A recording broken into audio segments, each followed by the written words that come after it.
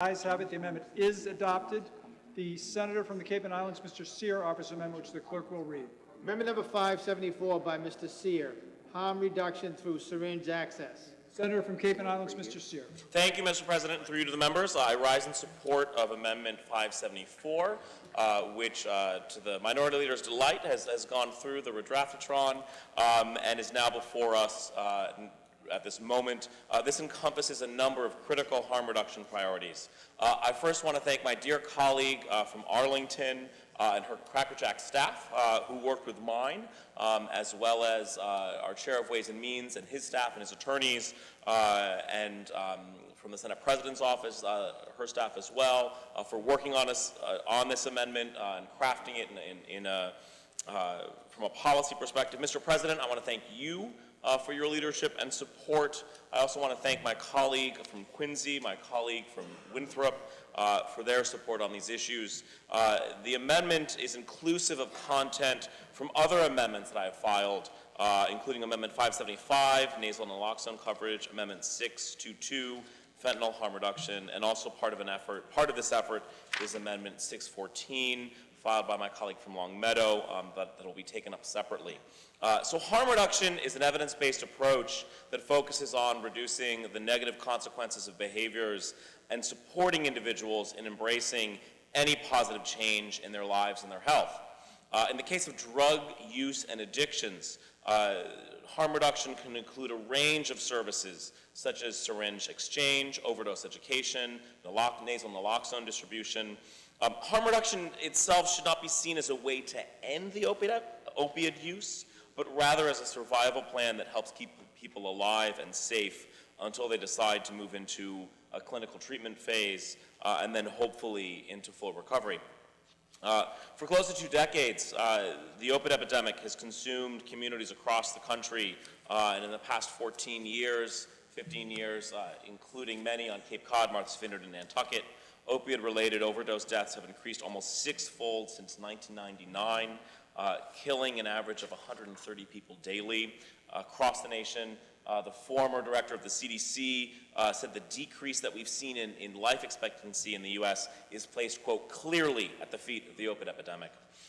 As a native of the Outer Cape and as a member of the LGBTQ community, the opioid epidemic that we're in now and the avenues of response that we are exploring and part of what's in this amendment, for me this raises significant parallels with another epidemic that we face in this Commonwealth several decades before, one that I grew up in the shadow of, and that was the HIV/AIDS epidemic, is the HIV/AIDS epidemic.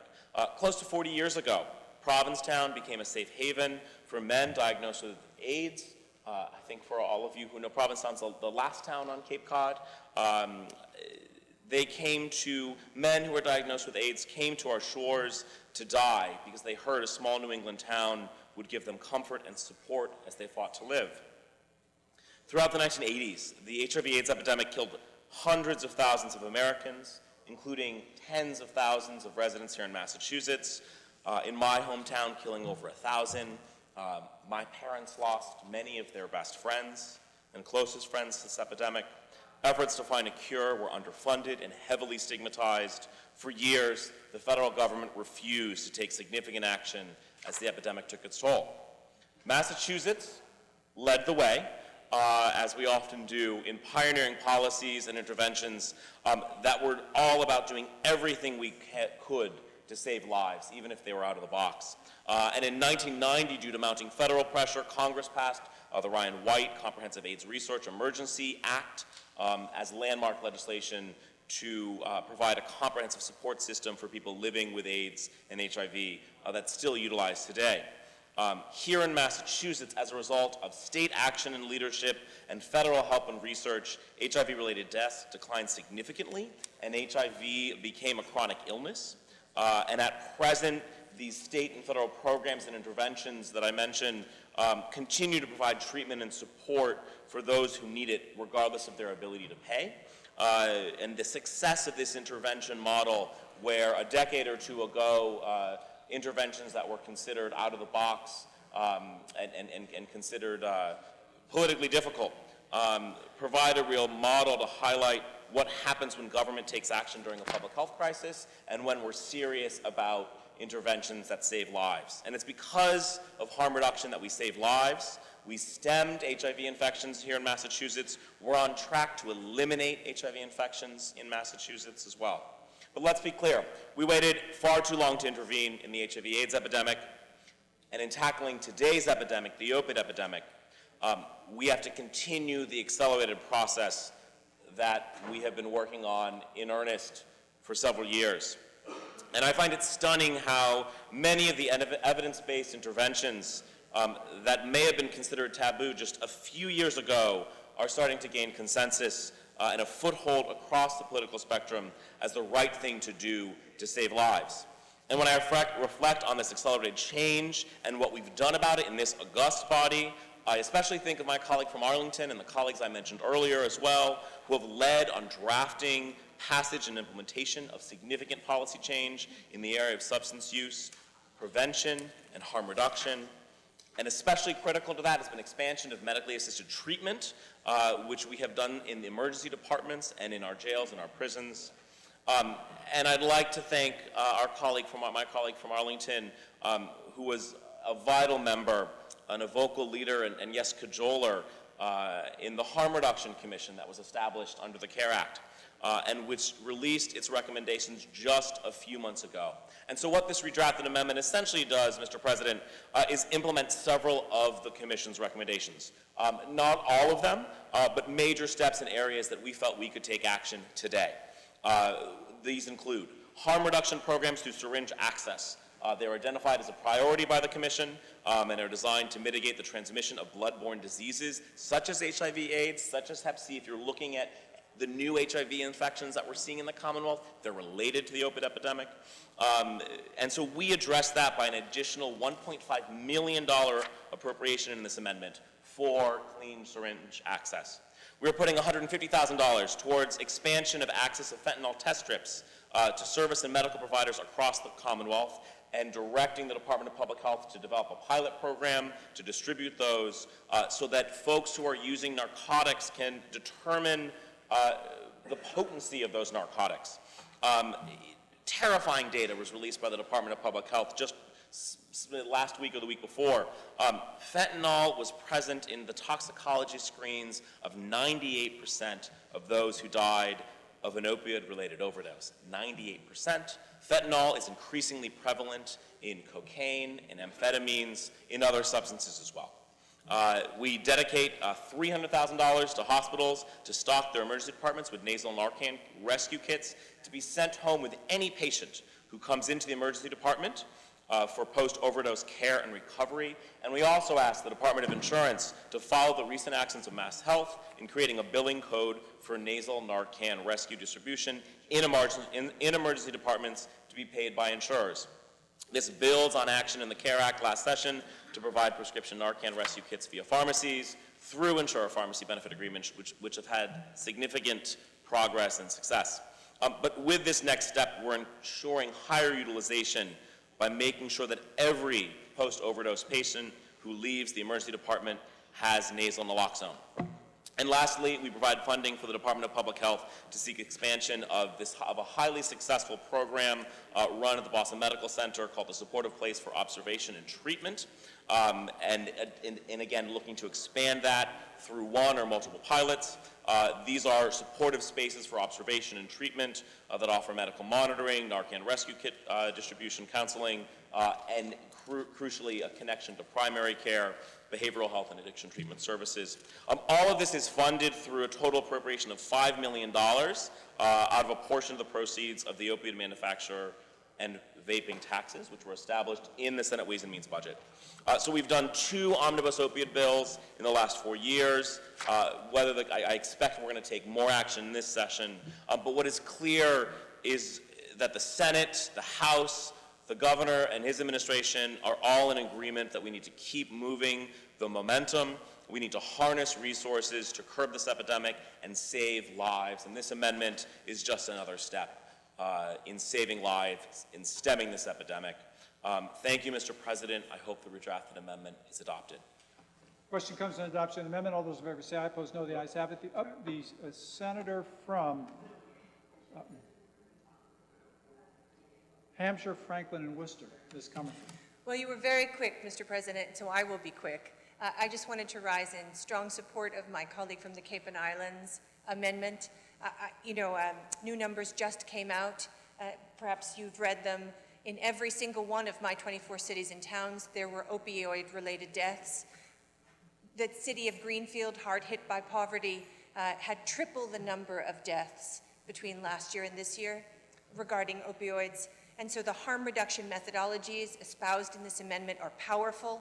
I myself have a piece of legislation. This goes farther, and so I am cheering my senator from the Cape and Islands, cheering my colleague from Arlington for their leadership here, and I offer my strong support for this amendment. Senator from the 4th Middlesex, Ms. Friedman. Thank you, Mr. President. Through you to the members, I just want to echo what my colleague from the Cape and Islands has said, and I appreciate the collaboration that we did on this, and I think this is a huge step in the right direction. I just want to point out two quick things. First of all, HIV is on the rise again, and it's on the rise because of fentanyl and the use of needles and the way fentanyl works and how many more doses of something people take, because fentanyl, while it's very powerful, doesn't last as long. So we're seeing enormous rise in HIV, especially in northern Middlesex. So that this is really important that we address this. The second thing I just want to point out to my colleagues is I know that I have been, I accuse myself of being sometimes very snarky about commissions. Like, oh good, we're going to do a commission. Great. We all know what that means. I have to say that in this case, this commission is the reason why we have the things we have in this particular amendment, and it's because it was a commission of people that were absolutely committed to coming up with ideas and policies that we could implement so that we could continue to address this crisis that we have. This is not a crisis that's going to end in a year. It's not going to end in 2 years. And we have to keep our eye on the ball to ensure that we are doing everything we can as we move along. And so I am incredibly grateful to the Commission. The things that you're seeing and hear right now are things that the Commission unanimously believed could be done in the short term and would have the greatest effect. And I also want to acknowledge that the Senate President didn't spend 2 nanoseconds thinking about whether this is something that she wanted to support. And when you have that kind of support from leadership, when you have it from your colleagues, we can make a difference. We got to keep working. It's going to take time. We're going to have some failures. We're going to have to come back, do things differently. But the fact that we're willing to do this and we're putting our money where our mouth is a great thing for the Commonwealth. So thank you very much. Senator from Norfolk and Plymouth, Mr. Keenan. Thank you, Mr. President. I rise in support of this amendment, and I want to thank my colleagues, the gentleman from Cape Cod, the gentlelady from Amherst, and the gentlelady from Arlington for their words on this and for the work that they've done on this amendment and on this issue over the past months and the past many years. Just very briefly, the senator from Arlington referenced that HIV is on the rise. It is, and this amendment will help address that through the better access to syringes. Hepatitis is on the rise, and this amendment will help address that. Endocarditis, and I can never say that word properly, infection of the heart as a result of contaminated needles is on the rise, and that is very, very costly to every person in here in the Commonwealth, so what we can do to prevent that is imperative. And cocaine use here in Massachusetts and across the country is on the rise. And cocaine is the latest vehicle for fentanyl. So to have the ability to check to see what it is in the drug that you're using to make sure that you don't end up with an overdose or dead is important. And some people would say that you're enabling or encouraging cocaine use. No, we're preventing overdoses and we're preventing deaths. These are evidence-based best practices, and it's something that we should be doing. I'm glad that we're doing it, and I offer my wholehearted support to this amendment. Thank you, Mr. President. Senate will be in a brief recess.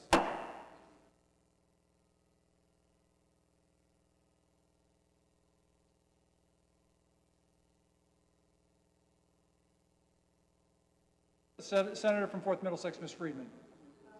President, I ask then, when a vote be taken, to be taken by the call of the yeas and nays. Lady asked that when a vote is taken on this matter be taken by a call of the yeas and nays. Those joining with her will rise.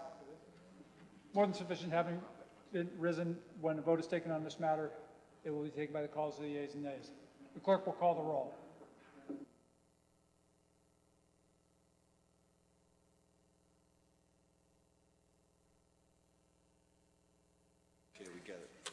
Michael Barrett. Yes. Joseph A. Boncory. Michael D. Brady. William M. Brownsberger. Yes. Harriet L. Chandler. Yes. Sonia Chang Diaz. Yes. Nick Collins. Joanne M. Comerford. Yes. Cynthia Stone Cream. Yes. Brendan P. Crichton. Yes. Julian Cyr. Yes. Viriato M. Di Macedo. Yes. Sal N. D. Domenico. Yes. Diana DiZoglio. Yes. James B. Eldridge. Yes. Ryan C. Fatman. Yes. Paul R. Feeney. Yes. Barry R. Feingold. Yes. Cindy F. Friedman. Yes. Ann M. Goby. Yes. Adam G. Hines. Yes. Donald F. Humison Jr. Yes. Patricia D. Jalen. Yes. John F. Keenan. Yes. Edward J. Kennedy. Yes. Eric P. Lesser. Yes. Jason M. Lewis. Yes. Joan B. Lovely. Yes. Mark C. Montigny. Yes. Michael O. Moore. Yes. Patrick M. O'Connor. Yes. Mark R. Pacheco. Yes. Rebecca L. Roush. Yes. Michael J. Rodricks. Yes. Michael F. Rush. Yes. Bruce E. Tarr. Yes. Walter F. Timilty. Timothy? Dean A. Tran. Yes. James T. Welch. Yes. Have all members been recorded? No. From 1st Suffolk and Middlesex, Mr. Boncory.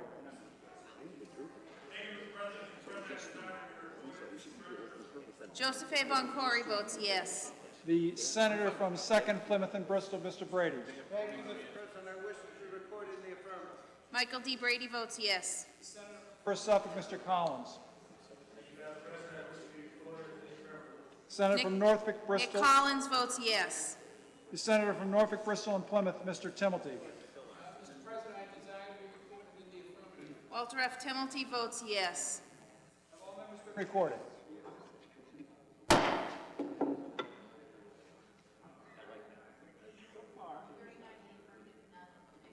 39 members having voted in the affirmative, none in the negative. The amendment is adopted.